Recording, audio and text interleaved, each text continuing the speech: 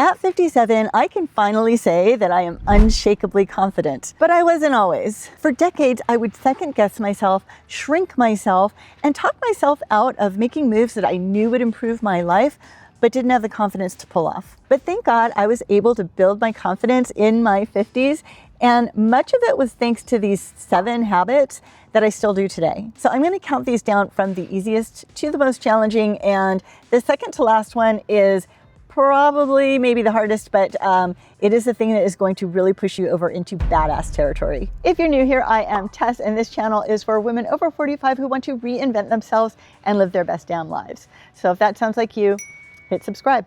So this first one is one that you can start doing today. And in fact, I beg you to start doing it today. And that is positive self-talk. So for years, I did the opposite, and I bet you do too, because most people do, which is negative self-talk. We talk to ourselves in the most aggressive, horrible way. We say, well, I'm an idiot, or I'm a loser, for, when we make a mistake.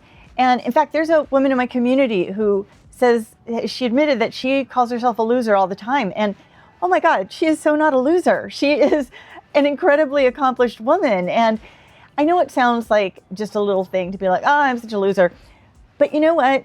Those little things add up, and what you're doing when you say things like that to yourself is you are telling your brain how to think of yourself. Every time you tell your brain that you're a loser or an idiot or you're stupid or whatever, you are feeding this information to your brain, and after repeated times of saying it, your brain is going to believe you. So what you want to do is replace your negative self-talk with positive self-talk. So the first thing you need to do is just catch yourself. Just catch yourself every time you are saying something crappy or negative to yourself, and just stop it. Like, I would picture a red stop sign and just say, stop. And then you want to start replacing it with positive things. So for example, instead of saying, I have no idea what I'm doing and everybody is going to think I'm a fraud, say something like, I am a very capable person. I've been able to figure out 100% of my hard days so far, and I can figure this out too. Instead of saying something like, I am so stupid, I made that mistake and I should have known better, say something like, I'm human, I made a mistake, everybody makes mistakes, but I choose to treat myself with the same kind of kindness that I would treat my best friend. And speaking of your best friend, so here's a trick that I did, and I have mentioned this before, but if you missed it, I actually made my brain my best friend. So I picture my brain, I gave her a little character that I picture, and I named her B for brain, and I talk to her. And if she's having a bad day, I will talk her out of it sometimes, or I will at least talk her off the ledge, like I would to my best friend. So if she's saying, oh, I'm really upset because I screwed something up, well, I'll talk to her. How would you talk to your best friend? Girl, don't worry about it. That is totally fine. No one's going to even remember it in a couple of days. You won't even remember it in a couple of days. Don't dwell on it. You are still a smart, capable, intelligent person. And making my brain my best friend helped me to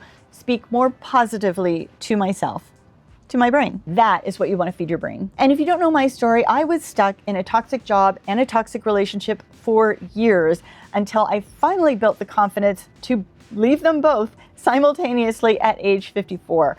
And now I am a business owner, I am happily single, and I am honestly more confident than I've ever been in my life. Okay, so this next one is another excellent way to retrain your brain, and that is to create your I'm a bad Mama Jama list. So what you want to do is make a list of everything you have accomplished in life and everything you have overcome. If you are a woman over 45 or even over 40, I know you have seen some shit, girl.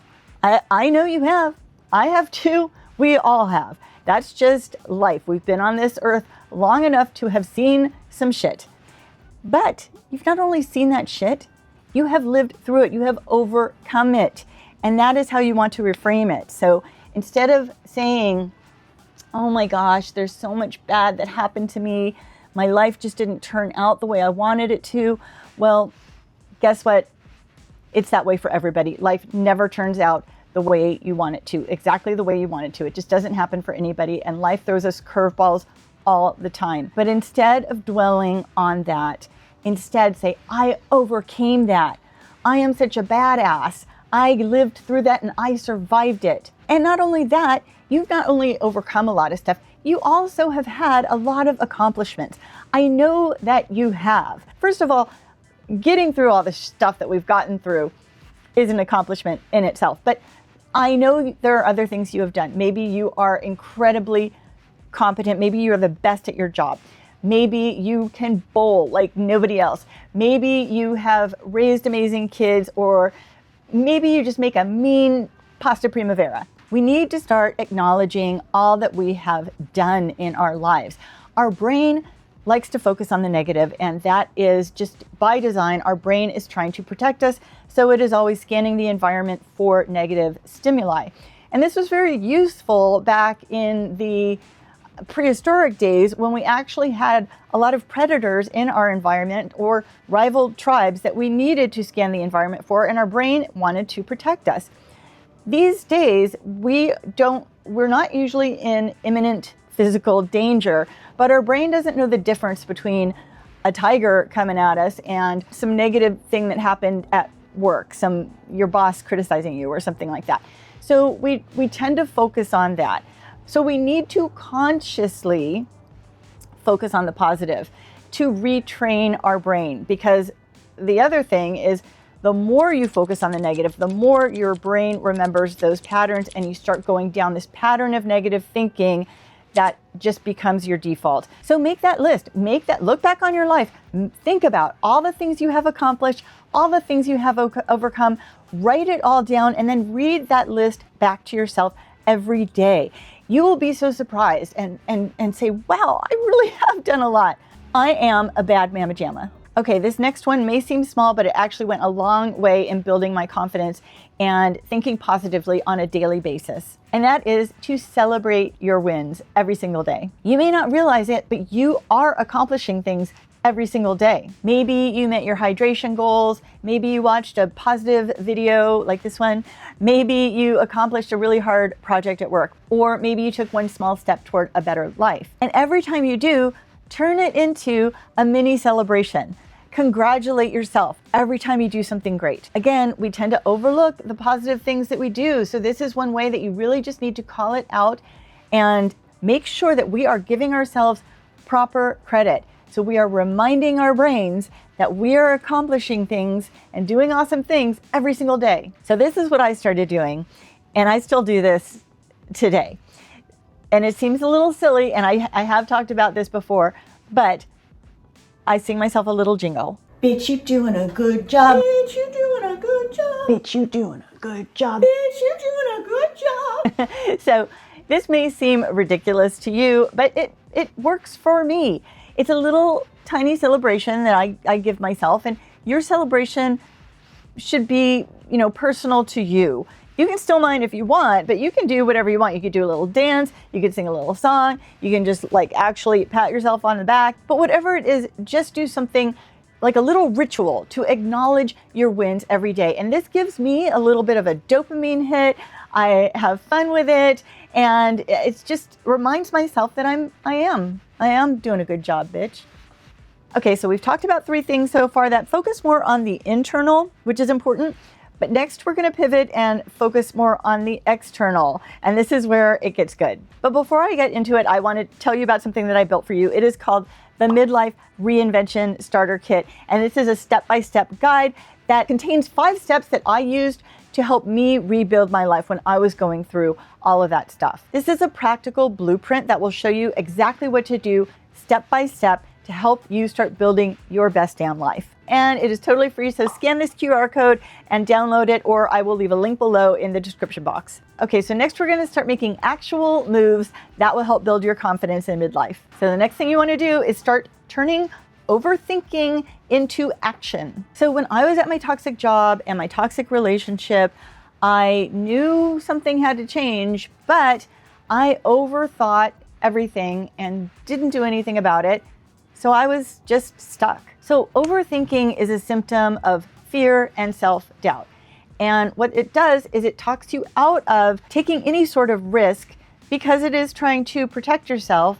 But also what that does is it keeps you exactly where you are, which in my case was pretty miserable. But the one thing that quashes overthinking every time is action. And by doing the previous 3 things, you might have a little bit more confidence to start taking little actions. And this can be hard to do if you're not used to it. So start little. Start by taking little actions. So like instead of, overthinking what you want to eat for dinner, just pick something. Just give yourself 2 minutes and just pick something. Then you can start building your way up to bigger actions, like maybe taking a day off from work to start planning your exit strategy, or scheduling a meeting with your boss to give notice. You definitely want to start getting into the practice of taking action and stop overthinking. And once you take action, you don't have to overthink it anymore. It's done. Over. You've done the thing. And it's usually such a relief. And by becoming a person who starts taking decisive actions, you start becoming a more confident person. Okay, so this next one is also action-oriented, and it's something that I never thought I would do. I just didn't think I was the type of person who would do this. I thought this was for type A sort of people, and I was just too chill for that. But it is setting goals and achieving them. And yeah, I used to think this was like someone who's like, okay, we got to set our goals and get things done and be productive. And it really isn't about that at all, though. This is not about productivity, although that is a nice side effect, maybe. But this is really about telling your brain that you are the type of person who accomplishes what they say they're going to. And it also gives you a big dopamine hit when you check that goal off your list, which your brain also likes. So I started setting goals. I started setting quarterly goals, weekly goals, daily goals. And every time I accomplished a goal, I'm telling my brain, I'm doing it. I can do this. I can do these things. You are retraining your brain to build that self-trust within yourself. And that self-trust turns into real lasting confidence. Okay, so this next thing is the thing that might be the hardest, but it is the thing that is going to make you unshakably confident. And that is to do things that scare you. People often get this backwards. They think, I need to build the confidence and then I can do the scary thing. Once I'm confident enough, then I'll do that scary thing. But it's actually the opposite. You need to do the scary thing, and then that will build your confidence, because once you do that thing, whatever that scary thing is for you, after you've done it, then you look at yourself and you look at that thing and you say, oh my God, I did it. I am such a badass. So this is why it's close to last on the list, because the other things can help build your confidence to a certain point, but at some point, you need to start doing scary things. So there's a YouTuber who I follow. Her name is Alexa Saranoia. You might know her. But she has built a very successful business from YouTube. And she said something that really inspired me. And she said that when there is something scary that she knows she needs to do in her business, she runs to it. She doesn't just not avoid it. She runs to it because she knows that that is something she needs to do for growth, that is going to grow her business more than anything, which was just like, wow, that was kind of a revelation to me, because I have been doing scary things. I don't know that I would say I run to the scary thing, but that is something that is inspiring me. And I think that's something that I need to adopt. And maybe you do too. It's a great attitude, because when you do scary things, that is what's going to help you grow more than anything. You don't avoid it because you're scared. You do it even though you're scared. I was terrified to quit my job and start my own business. And I was terrified to leave my partner at 54. I didn't know if I would find another relationship, and I didn't, but turns out that was the best thing I could have done. And also, I didn't know if my business would be successful, but I took that chance. I did the scary thing, and everything turned out better than I had expected. There was no guarantee that I would be successful, but I had to take that chance. Doing that one thing built my confidence so much. And I still do things that scare me. So last year, I took my very first solo trip to a foreign country where I didn't speak the language. I went to Costa Rica by myself. I had always wanted to travel solo, but I hadn't. So I did it, and I was scared, but I did it, and it was an amazing trip. I will travel solo again for sure. And the other thing that I did was I went ziplining. I had never ziplined before. And here I did it by myself at 56. I was scared of heights. I was afraid I was gonna fall. I thought the line was gonna break, but I challenged myself. But most importantly, I proved to myself that I can do hard, scary things. And that has made me unshakably confident. But there is one last thing that is pretty crucial to building confidence, and it's not so much a habit, but it will be very difficult to build lasting confidence if you don't do this thing. And that is leaving toxic environments and people. Now, this can be extremely difficult, which is why it's last on the list. But if you are in a situation that is draining you, that is constantly dragging you down and making you feel bad about yourself, it's going to be very difficult to build any kind of lasting confidence while you're still in that situation. Because any confidence that you build, that toxicity is just going to drag you back down. My toxic 9-to-5 and my toxic relationship were both dragging me down every single day. And I did try to build confidence. I was in therapy. I did lots and lots of work on myself, but it wasn't until I left those two situations that I really felt my confidence soar. And every day that I chose to stay in those situations, I was telling my brain that I didn't deserve better, that I deserved to be in those negative, toxic situations. I was not choosing myself. But once I did, my whole life, my whole perspective just changed for the better.